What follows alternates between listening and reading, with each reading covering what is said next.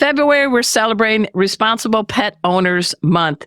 And I just had this done with my dog, Kona. Kona is a 9-year-old terrier mix. She's a therapy pet. She is my super partner in all the veterinary approved pet first aid classes I teach. She's there. We're doing CPR, splitting a leg. She pretends not to wake up when I say, wake up, Kona, wake up, Kona. And she lays on the table pretending to be unconscious. Anyway, one of the best gifts I think we can give our pets is to do at minimum an annual exam, but I do it every 6 months. So tell us the importance of the annual exam. Why should we bring our cat and dog to see people like you? I agree 100%, Arden, with that. Every 6 months is definitely amazing to get your pet into a veterinarian.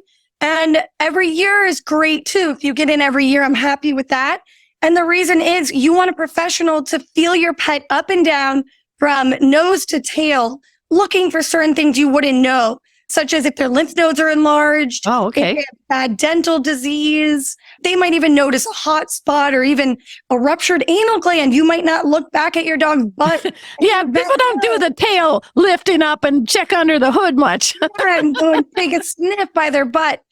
So your veterinarian's going to check them up and let you know how your dog looks. So sometimes they come in, I feel them up, I say, all right, your dog looks beautiful. Or I lift up their lip and I'm like, oh, we could use a dental. Why don't you go to the front and book that for in the next 2 weeks and get their teeth cleaned? Dental health can keep them living a long time. Yes, because February is also Pet Dental Awareness Month. And I'm telling you, in my first aid classes, we always include looking at the gums, the teeth, and smelling the breath. You shouldn't have foul dog breath. Why? Well, that means that you have tartar and stuff going on. And even for your cats, foul breath can mean kidney disease. Ugh. So if you notice it at home after listening to this, there could be something else going wrong with your pet and you need to get blood work done too. Yeah, Kona got blood work done. She got the urine draw out of her bladder. She got her needed vaccines. And I always I don't know, is there something with you veterinarians? Because when you call us to give us the results of the test, you guys are giddy. Every veterinarian I've ever talked to, okay, we got the urinalysis. There's no protein in the urine. The BUN is this, the creatinine is this, and blah, blah, blah, blah, blah. And then you hear the words you want to hear. Everything's checked out okay. You guys get giddy, don't you, on the results? Yeah, I guess I go through everything to let you know your pet is healthy.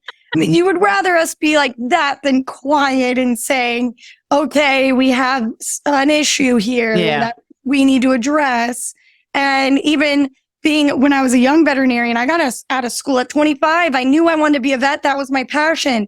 And people would listen to me talk to them about sad things, probably like, what is this teenager giving me these results?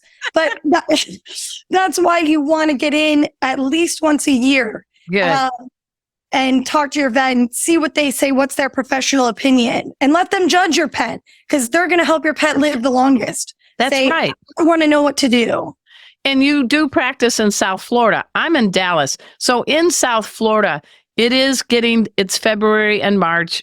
The snowbirds are still here. But is there some things you can say weather-wise or something related to South Florida that could be a health tip for dogs and cats, do's and don'ts or things to avoid?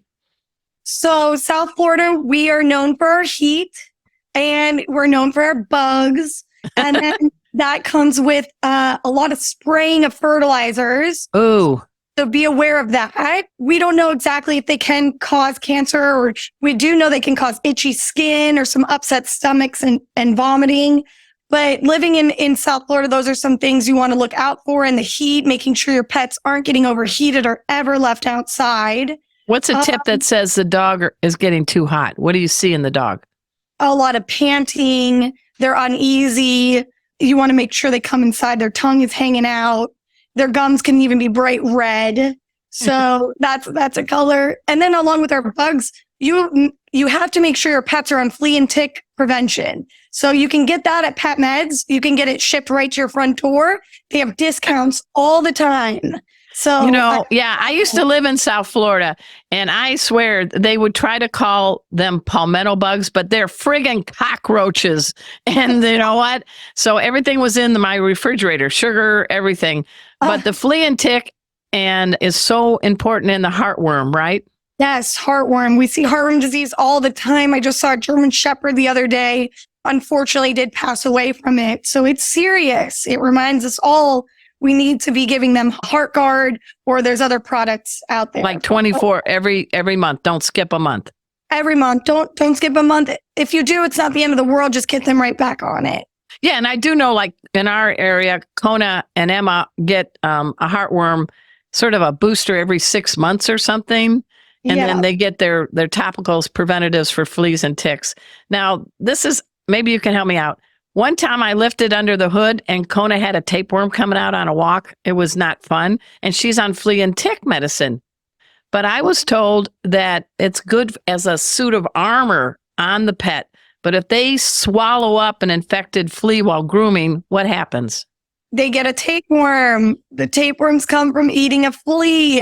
That's always a fun topic because the owners say, there is no fleas. My pet lives indoors, but they're pooping out a worm. So where they get the flea, they must have eaten the flea.